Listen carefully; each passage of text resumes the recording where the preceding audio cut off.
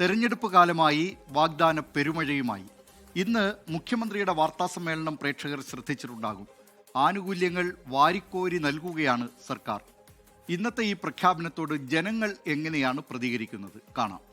ആനുകൂല്യങ്ങൾ കിട്ടുന്നത് നല്ലതല്ലേ? ഇപ്പം അവർക്ക് അംഗൻവാടി ജീവനക്കാലം ഇത്രയും കാലം കൊണ്ട് സമരം ചെയ്ത് അവർക്ക് ഇവർ ആനുകൂല്യം കുറവല്ലേ? അവർക്ക് കിട്ടുന്നത് നല്ലതല്ലേ? മുഖ്യമന്ത്രി അങ്ങനെ കൊടുത്തിട്ടുണ്ടെങ്കിൽ അത് നല്ലതാണ്. പാവപ്പെട്ടവരെ ജീവിക്കുന്ന അധ്വാനിക്കുന്ന എന്ന് വെച്ചാൽ പാവം എന്ന് വെച്ചാൽ 2000 രൂപ കിട്ടുന്നത് നല്ലതല്ലേ? 1000 രൂപ 500 ഒക്കെ ആയിരുന്നതല്ലേ? ഇപ്പൊ ഇതിന് 2000 രൂപ ആക്കണത് ഏറ്റവും നല്ലതാണ്.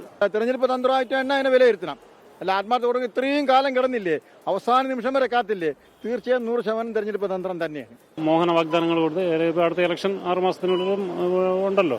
അപ്പോൾ ഈ ഇലക്ഷൻ്റെ സ്റ്റണ്ടായിരിക്കും ഇത്, അങ്ങനെയാണ് പറയാനുള്ളത്. സർക്കാർക്ക് ചെയ്യുന്ന നല്ല കാര്യങ്ങളാണ്, പക്ഷെ അതിൽ കുറെ പാളിച്ചുകളുണ്ട്.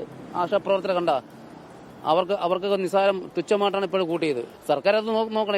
ഇവരെല്ലാം നമ്മൾ കൺമുമ്പിൽ നിൽക്കുന്നത്.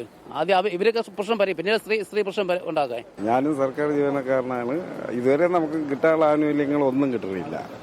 അതിന് ഉള്ള ദേഷ്യമാണ്. മുമ്പേ DA ഒക്കെ കൃത്യമായിട്ട് തന്നാണ് സാലറി കിട്ടുമായിരുന്നു. ഇപ്പം ഒന്നും ഇല്ലല്ലോ. ചുമ്മാ പറയണേ, അവർക്ക് പോലും തികയണില്ല, പിന്നെയല്ലേ ബാക്കിയുള്ളവർക്ക് 2000 രൂപ തരണേ. എന്തോ നമുക്ക് പെൻഷൻ കിട്ടുന്നുണ്ട്, ഈ 1600 രൂപ പെൻഷൻ. ആ ശരി, നല്ലതാ. ആണ്, സന്തോഷം. എനിക്ക് വിശ്വാസമുണ്ട്, ഉറപ്പുണ്ട്. ജനങ്ങൾക്ക് ഉപകാരമുള്ളതല്ലേ, ജനങ്ങൾ ഏറ്റെടുക്കുക.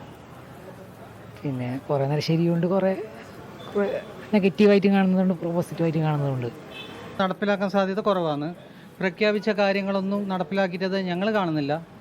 നിഷ്പക്ഷമായിട്ട് പറയാമെന്നെങ്കിൽ നമ്മൾ പാർട്ടി ബേസിൽ സംസാരിക്കുന്നതല്ല. ഞങ്ങളിപ്പോൾ ഇതിൻ്റെ അവസ്ഥ തന്നെ. ബിസിനസ്സുകാർ, ചെറുകിട കച്ചവടക്കാർ ഒരുപാട് വാഗ്ദാനങ്ങളൊക്കെ വന്നു.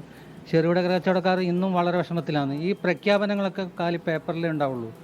അത് ഇലക്ഷൻ കഴിയുന്നു പതിവ് പോലെ ഉണ്ടാവും എന്നാണ് ഞങ്ങൾക്ക് സാധാരണക്കാരനുള്ള വിശ്വാസം. ലോകത്തെവിടെയായാലും ഏത് സമയത്തും 24 വാർത്തകളും ഓഗ്മെന്റഡ് റിയാലിറ്റി പാക്കേജുകളും എക്സ്പ്ലെയിനറുകളും വിശദമായി കാണാൻ ഞങ്ങളുടെ YouTube ചാനൽ നിങ്ങൾക്ക് സബ്സ്ക്രൈബ് ചെയ്യാം.